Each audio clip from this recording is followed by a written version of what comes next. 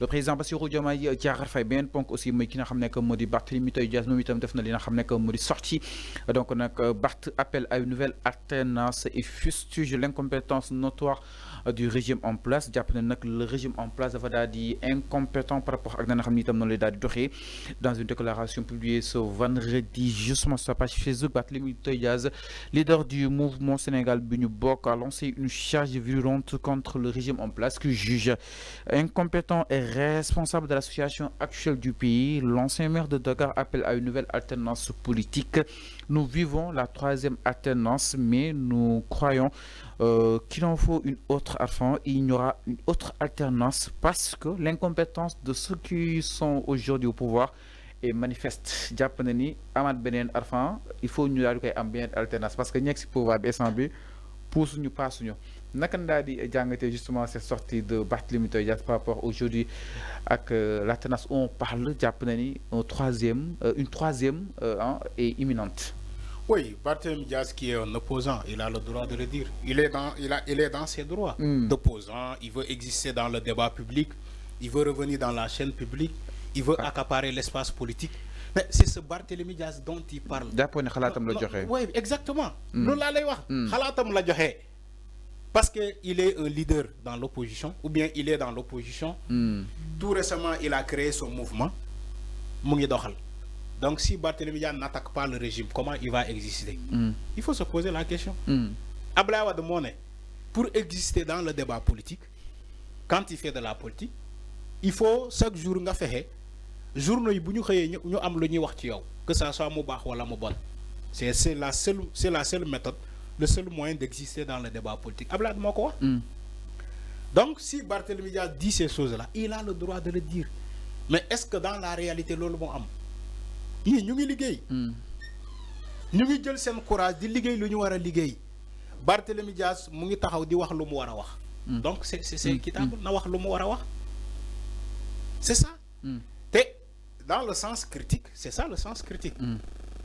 C'est la contradiction. Donc,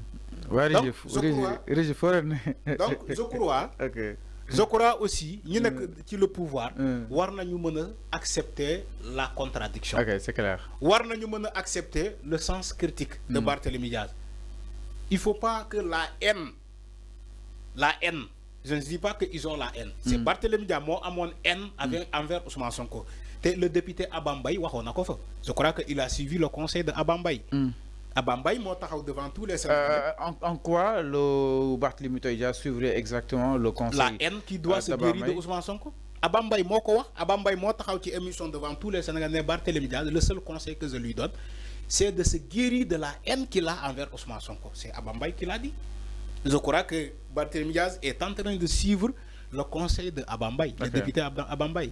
Donc, le sens critique amna. La contradiction amna.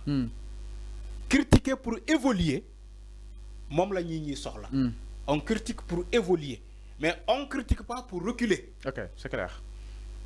Donc tay Barthélémy Dias mu warna mëna critiquer pour évoluer, mais pas critiquer pour dellu ginaaw. Alors Arfan Barthélémy Dias exactement ba tey jàpp na ni Arfan instant bi il faut ñu am benn li nga xam nekk moo di alternance jàpp na ni li nga xam nekk moo di alternance bi ñu assister di li nga xam nekk moo di Sonko ak Bassirou Diomaye Diakhar Faye c'était quand même justement décevante Arfan naka na ko daal di jàngatee loolu itam par rapport ak alternance bi nga xam ni itam am nañ ko avec ces nouvelles autorités. Comment? jàpp na ni cette alternance est décevante pour ñu amat benn nu mu gën a gaawee c'est justement imminente. C'est quoi imminente? maanaam loolu du yàggati ñu amat beneen affaire il faut jàpp na du yàggati ñu amat beneen. Non, il faut poser le débat. Ok. Beneen alternative xanaa ci beneen élection. Alternance. Beneen alternance ci beneen élection. Bu fekkee alternance dina am. Ah, c'est ça. peut-être mu ne am deuxième mandat. Fallou alternance di wax ci jëmeen moo koy définir liggéey wàcc ci terrain bi nga convaincre ay nit loolu mooy créer alternance. Mais alternance toog ci ay plateau di wax loolu du alternance de du la jox benn alternance. ñoom Sonko bu ñuy am alternance dañoo wàcc ci tali bi Ablaye Wade bu muy def alternance 2000 dafa wàcc ci mbedd bi notamment avec la marche bleue. La marche bleue bu mu organiser. ak yenen ak yenen ak yenen maintenant bu fekkee un Barthélémy Dias dina toog ci plateau di wax alternance imminent ci plateau kese nga koy wax loolu amul sens. xam nga lan mooy alternance tey Barthélémy Dias wàcc Ndakaar bi nii yëpp population yëpp daw ci moom wutali ko mbedd yi fees del mu dem Saint-Louis kazalika mu dem Thiès kazalika mu dem Ziguinchor kazalika ñu ne Barthélémy Dias ñëw na ak force boo leen moytulee alternance dina am beneen alternance dina am foofu la ñuy nattee alternance mais alternance toog ci ay plateau di wax ni que oui alternance dina am c'est quoi c'est comme ça alternance loolu la ñuy alterner man léegi moom après lan lay alterner parce que ñi bu ñu ñëwee dañuy ne alternance générationnelle ñoom Ousmane Sonko bu ñëwee dañuy ne ñun dañuy foqati régime bi ci paa yi maget yi dañuy foqati régime bi yóbbu ko ci jeunes yi mooy maanaam alternance générationnelle c'est les jeunes qui sont aux commandes c'est les jeunes qui sont aux commandes maintenant Barthélémy Dias ban alternance lay proposer Sénégalais je crois que c'est important de le souligner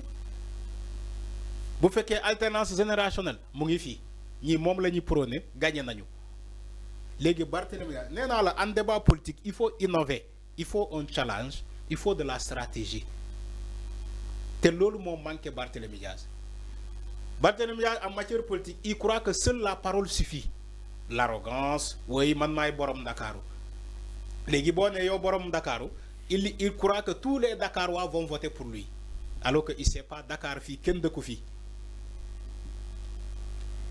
dans les années 2000 dans les années 80 non Dakar est-ce am nañu fi dëkk nag am nañu fi dëkk nag dans les années 80 dans les années 80 c'est un moyen de lutte de combattre ou bien c'est une glorification quand il dit que man borom Dakar man Dakar laa juddoo dans les années 80 ça se dit boo ko waxee ñii ñi dañ lay bàyyi xel il faut demander les rapports là les gens de PBS ñoom Deguety ñoom Fada Fouke et autres les Rapadio et autres dans les années 2000 ñoom loolu la ñu doon sàndiante ay xeer ñun mooy ñooy booy taawoon yi ñun ay booy taawoon lañu ñun taawoon la ñu juddoo mais dans les années 2000 à pareil moment boo ko waxee ñit ñi dañ lay ree dañuy ne non yow kii il n'a rien compris taxaw di naan ñun ay borom Dakar la ñu juddoo du ndam léegi du ndam en sachant que tous les présidents qui ont été présidents au palais ils sont même pas nés à Dakar ñoom ñëpp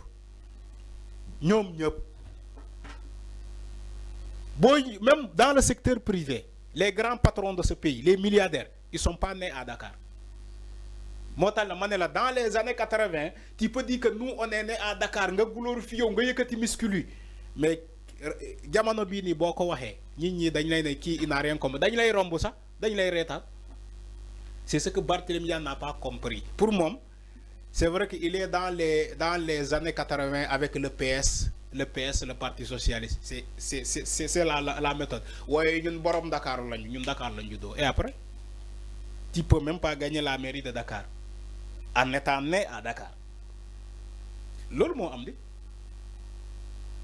en étant né à Dakar tu peux même pas gagner la mairie de Dakar loolu kese la. gagné na mairie Dakar. déedéet. gagné na ko coalition Yewwi Askan Wi. ñoo ko gagné. waaw gagné na ko rek gagné na te coalition Yewwi Askan Wi il fait même pas partie des conseils des leaders. des présidents de la conférence. alors ñu évolué avant daal di koy jeexalee si leneen. c'est ça la réalité. alors daal di koy ñu daal di ñëw suñu ponk mujj si li nga xam ne moo di waxtaan wi je rappelle ni seen émission li nga xam ne moo di le truc de matinale sur les antennes de Sénégal 5 TV alors.